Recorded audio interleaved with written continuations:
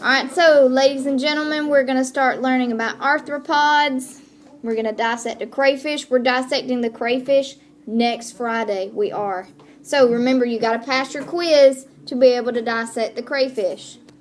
So again, if you are an arthropod, you have three big characteristics about you. You have a segmented body, which means you have a definite head and a tail. You have a tough exoskeleton. If you have an exoskeleton, are you crunchy or squishy? You are crunchy, very nice. And exo, what does exo mean? Where do you wear your skeleton, inside or outside? Outside. You also have jointed appendages. If you can wiggle your fingers and toes, you have jointed appendages. And our good old examples are going to be, again, any type of bug, like a butterfly, an insect, spiders, shrimp. Also, lobsters are in this category. Any type of crabs, any type of scorpions, they are in this category.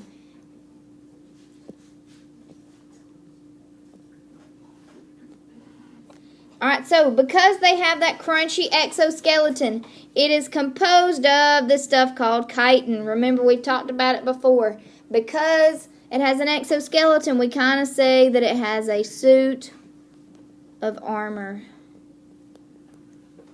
Think about medieval knights and wearing a suit of armor. They wore it on the outside of their body. It was really tough. It was also really heavy, and it did a couple of things for them. It was protection from any physical damage, like somebody trying to attack them or kill them. Same thing for arthropods. It's a waxy covering to help kind of shed water, kind of like a raincoat. But it also restricts water loss on the inside. That way its organs don't dry out and it dies. Now that exoskeleton, put you a little star, it's non-living, which means it's kind of like your pair of shoes that you have on. It cannot grow as the animal grows. This is why whenever you were growing up, after a while you'd be like, oh, my shoes don't fit. You have to go get another pair of shoes. If you are an arthropod, you've got to shed, or the fancy word is molt, to get rid of your old exoskeleton doesn't fit. And you're going to grow a new skeleton. You're going to grow a new suit of armor. You're not going to go to the store and go buy one. If you're a hermit crab, you lose the shell that you're living in, and then you got to go find another one. That's the only one that's kind of weird. So everybody good on exoskeleton? Do I need to wait?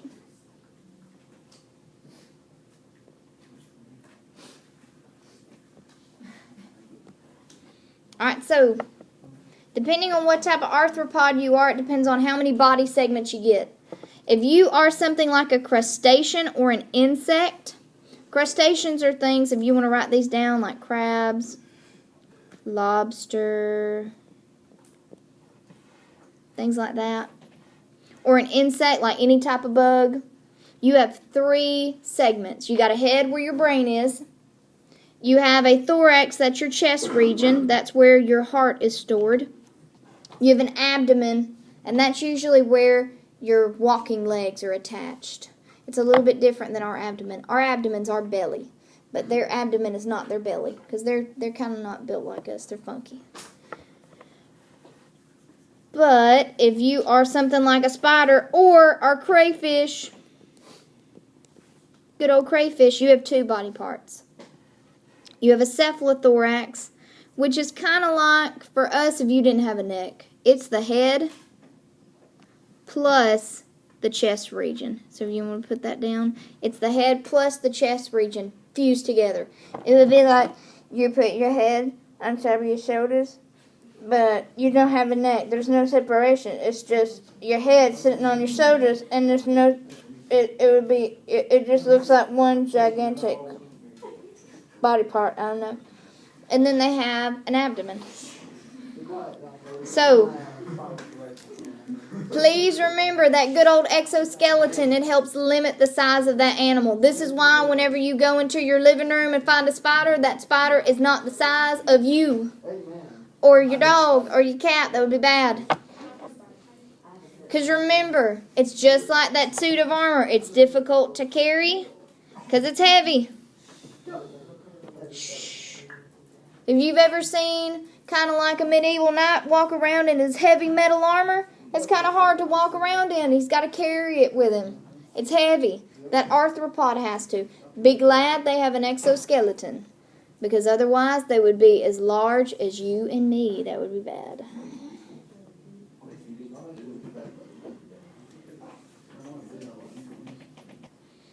Alright, so one of the really big things about arthropods is molting. So put your big O star.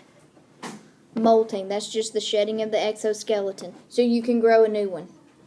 Why they molt? Why in the world? The purpose is you've got to allow the body to grow in size. If you're wearing a suit of armor, like if you're still wearing a pair of shoes that don't fit you, you're pretty much limiting the size of your feet. You've got to give you, like, if you ever go get a new pair of shoes that's bigger, most of the time they'll say, well, we got to get you a new pair of shoes because your feet need room to grow. They need to get rid of that old, tight-fitting exoskeleton so their body can grow. What usually happens is that new one, after they get rid of the old one, that new exoskeleton's kind of soft and squishy, and that arthropod's going to go hide somewhere for a couple of days or a week or so that that new exoskeleton can kind of harden up and become that tough suit of armor. If it doesn't, if you're a soft-bodied, squishy animal, you're a lot easier to eat instead of having to crunch and break through that tough exoskeleton. So, this occurs many times over the life of an arthropod, no matter if it's a crustacean or a bug, until it reaches adulthood. Whenever it reaches adulthood, like you, whenever you finally reach a certain age, your feet are going to stop growing.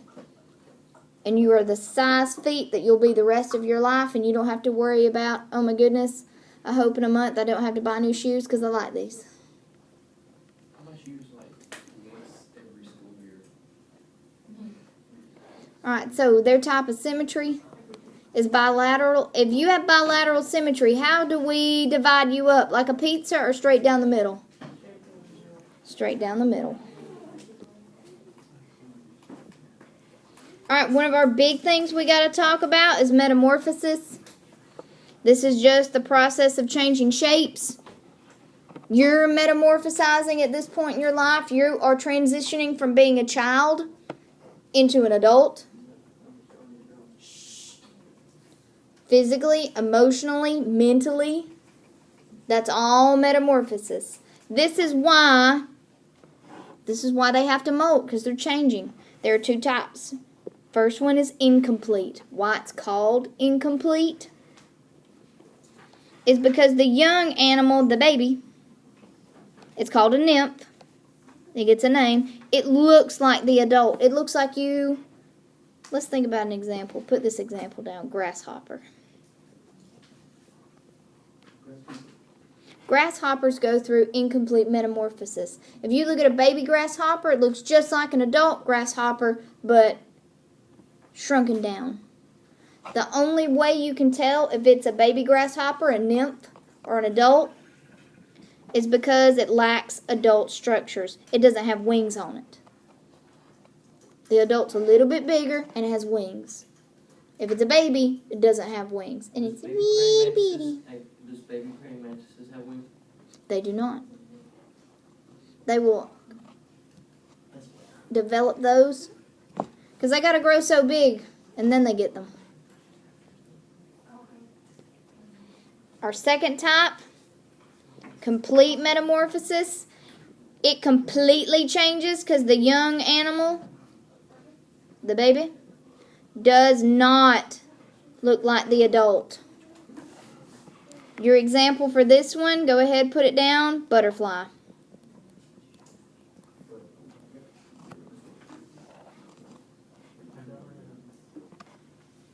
So, if you go through complete metamorphosis, there's no nymph, you don't look like the adult, because think about it.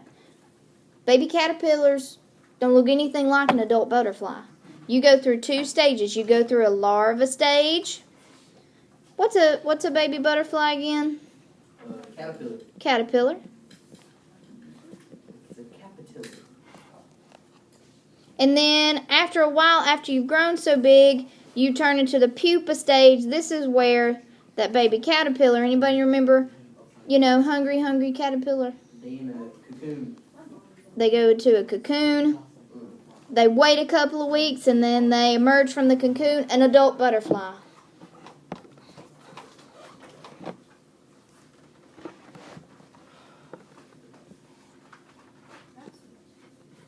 Alright, so everything that I underlined, please write down because it's on your test. This picture is on your test. So if this is incomplete, this is a grasshopper. So because it's an insect, they lay eggs. And that egg is going to hatch. And it's going to have a baby grasshopper, and it's called a nymph. It looks just like the adult, but much smaller, doesn't have wings. It's going to molt, which means it's going to grow so big, get rid of its exoskeleton. But it'll still be a nymph. It'll grow, molt, but it's still a nymph. It'll grow, molt, but it's still a nymph. It's growing in size, but, it hadn't really changed that much. It still looks like it did. It's just a little bit bigger.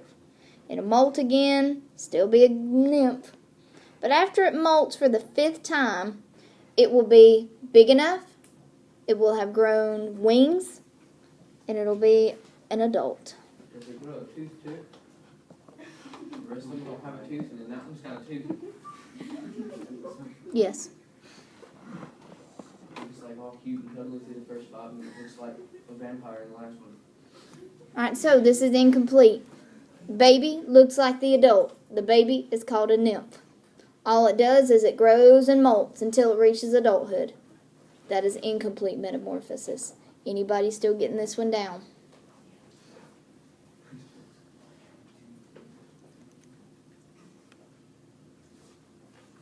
So incomplete, you don't completely change. The other one, complete metamorphosis, you completely change shapes. This one, you just have a nymph. It grows, it molts, it grows, it molts, till it reaches adulthood. It's done growing, it's done molting.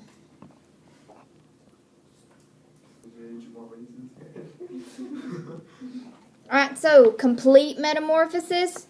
Underline it, circle it, do something to know, hey, this is complete. Because it's an insect, again, it lays eggs. It's going to hatch, and that's called the larva. That's the caterpillar. It looks nothing like the adult. It's going to grow a little bit. It'll molt, but it's still a larva. Hungry caterpillar, eating a bunch of leaves, is going to molt because it's still growing, but it's still a larva. Eat some more leaves, molt, larva. Molt again because you're still growing, you're still a larva. But after that 5th molt, you go into the cocoon. And once you go into the cocoon, we consider you to be a pupa because you're developing wings, you're getting really big antennas, you're growing just a little bit more and changing shapes until you reach adulthood. You look nothing like you did before. You would not know unless somebody told you whenever you were younger that caterpillars will turn into butterflies. Complete metamorphosis, completely change.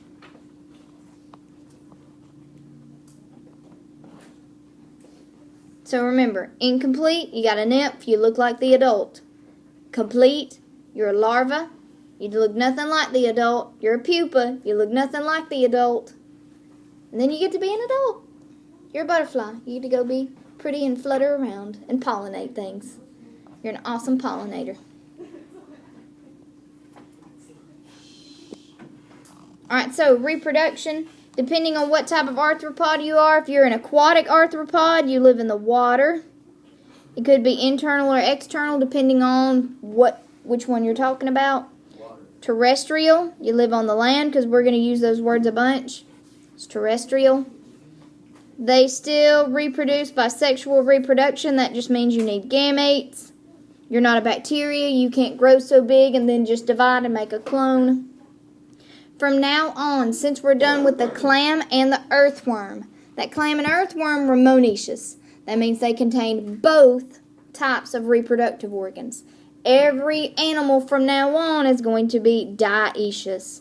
Dioecious means two. There are separate male crayfish and female crayfish. There's going to be separate female amphibians, male amphibians, male reptiles, female reptiles, male birds, female birds, male mammals, female mammals, from now on. Internal transport, they have a well-developed heart. It's a little bit more fancy than that earthworm. They've got an open circulatory system, which means, of course, do you have blood vessels? No. That means that your heart just pumps blood. It oozes out, coats the organs, gives it some oxygen, and then travels back to the heart. So you're open, you have a well-developed heart. So no blood vessels, not like that worm whenever you dissected it and you were kind of looking for that dark blood vessel going down the length of the body.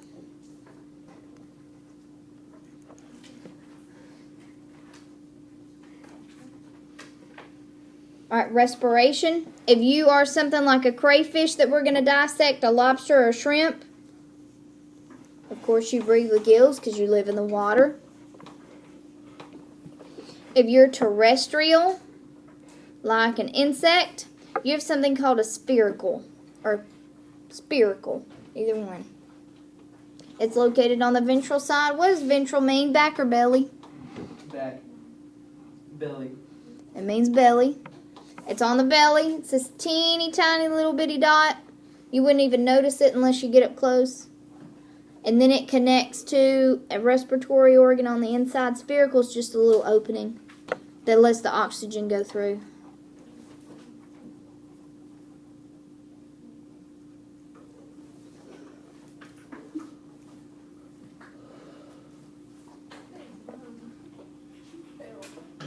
Alright, everybody good on respiration. Can I move on?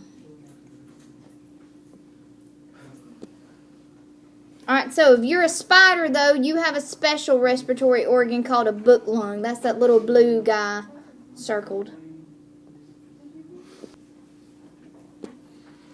Remember, if you're any type of insects, you got a spherical, and then connected on the inside, that respiratory organ, it's a tracheal tube. So just like that grasshopper, that teeny tiny little dot inside that red circle, that's a spherical. It's so tiny you usually don't notice them.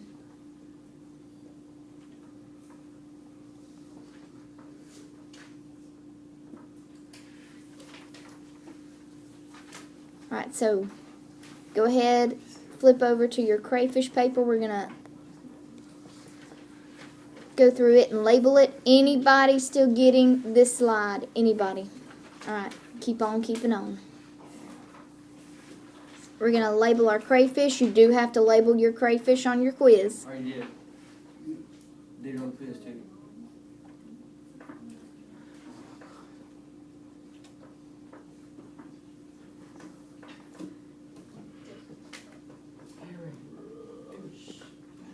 Alright, so crayfish. Use your word bank at the bottom of the page to label this. Only use the words in the word bank unless you want to label the big claw on the crayfish called the cheliped. You got to label the cephalothorax, the abdomen, the swimmerets, the walking legs, the antenna. The only one that I didn't label up here, which is pretty obvious, is the eye.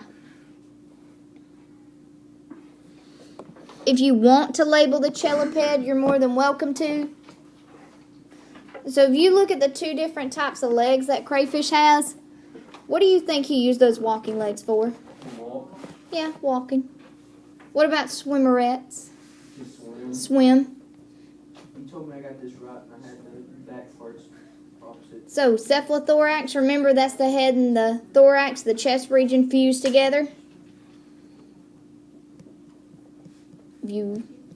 They use that antenna to be able to pick up motions and also kind of like their sense of smell because they don't have very good eyesight. If you've ever eaten a crawfish tail, that's what that abdomen is. You've eaten the abdomen, but most people would just call it a tail. Why do they swim backwards? to get away from predators. They're one of the very few things that can swim backwards. It's a defense mechanism. Why can't they swim forward? That's just how they're designed. They don't have big enough swimmerettes. For them to swim forward, they would have to be in front of the body, not in the back.